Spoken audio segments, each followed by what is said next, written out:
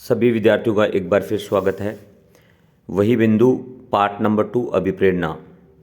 अभिप्रेरणा शब्द की उत्पत्ति लैटिन के मोटिव या मोवियर से हुई है, जिसका मतलब होता है गतिशील होना।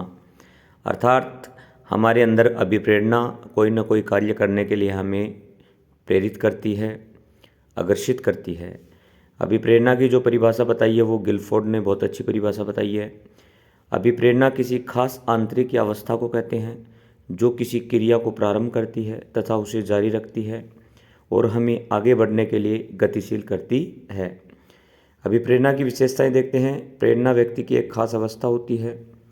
व्यक्ति की एक खास अवस्था आंतरिक होती है जो किसी आवश्यकता, कमी या इच्छा से उत्पन्न होती है।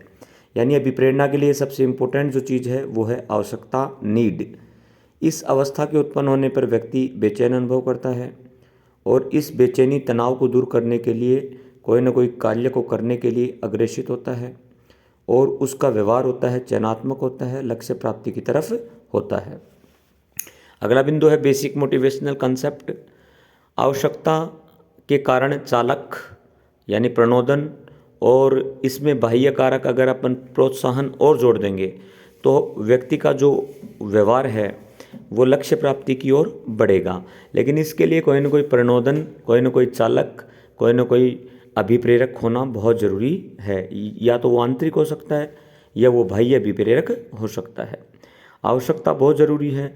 जैसे प्यास की, भोजन की या पानी की आवश्यकता होने पर व्यक्ति में जो चालक होगा वो प्यास होगा, उससे वह पानी को पीकर अपनी संतुष्टि, अपने लक्ष्य को प्राप्त करता है। प्रणोदन चालक बहुत ज़रूरी है। भूख, प्यास, नींद ये सब चालक हैं। और बाह्य जो कारक होता है वो उद्दीपन होता है, प्रोत्साहन। प्रोत्साहन को अपन उद्दीपन बोल सकते हैं। यानी पुरस्कार हो या फिर दंड हो, सकारात्मक या नकारात्मक, दो प्रकार होते हैं उद्दीपन के। प्रेरकों के प्रकारों की बात करें तो जन्मजात होते हैं जो हमारे जन्म से ही आते हैं, जैसे भूख, प्यास, काम इत्यादि।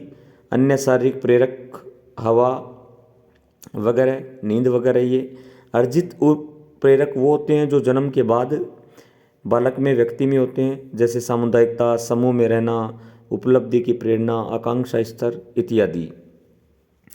अगला जो हमारा बिंदु है वो है मनोविश्लेषणात्मक सिद्धांत। ये सिद्धांत हैं कि इसके मुख्य सिद्धांत कौन से होते हैं अभिप्रेरणा के। तो पहला सिद्धांत सिगमंड फ्राइड का है, मनोविश्लेषणात्मक सिद्धांत। उसके जो प्रतिपादक है हमें पता है कि सिगमंड फ्राइड हैं और ये काम प्रवृत्ति को यानी चेतन मन को बहुत ज़्यादा इम्पोर्टेंट समझते हैं।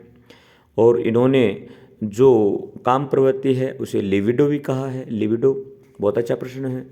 अगला है ज्ञानवादी सिद्धांत। इसको देने वाले लेविन, वर्दाइमर, हाइडर, फेस्टिंगर, न्यूकॉम्ब और हेल्सन है। इसका ये मतलब होता है हमारे जो विश्वास, विचार, जो आशाएं हैं उनका निर्माण किसी न किसी के द्वारा, हमारे व्यवहार का निर्माण किसी न किसी अभिप्रेरक के द्वारा, अभिप्रेरणा के द्वारा होता है, जो हमें आगे बढ़ने के लिए भी प्रेरित करती हैं, कोई ना कोई व्यवहार करने के लिए।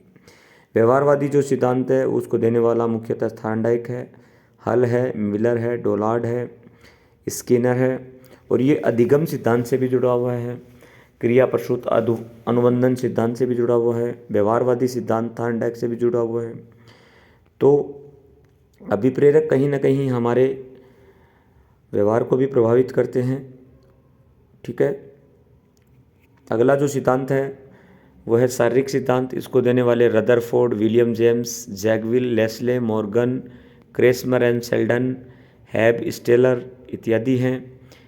इसके अनुसार जो भी हमारे रिलेटेड जो भी स्नायुविक प्रणाली की कोशिकाएं निहित होती हैं, तो हमारे जो शरीर का जो तंत्र है वो कहीं ना कहीं अभिप्रेरित होता है।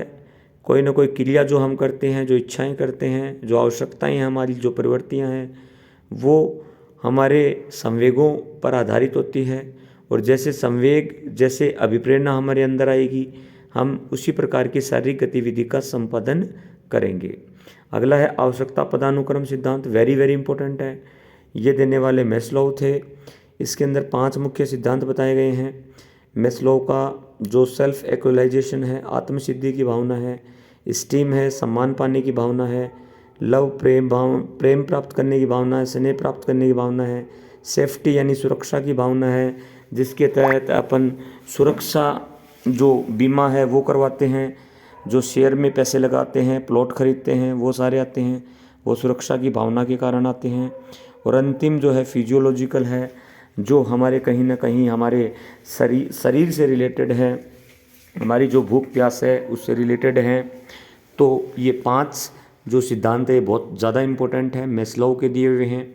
इंग्लिश में अगर इनका नाम ले तो self actualisation, esteem, love, belonging मतलब स्नेह, सेफ्टी यानी सुरक्षा की भावना, जैसे जीवन बीमा कराना, फिजियोलॉजिकल जो हमारे शरीर से संबंधित है, जैसे काम प्रवृत्ति है, नींद है, भूख है, प्यास है।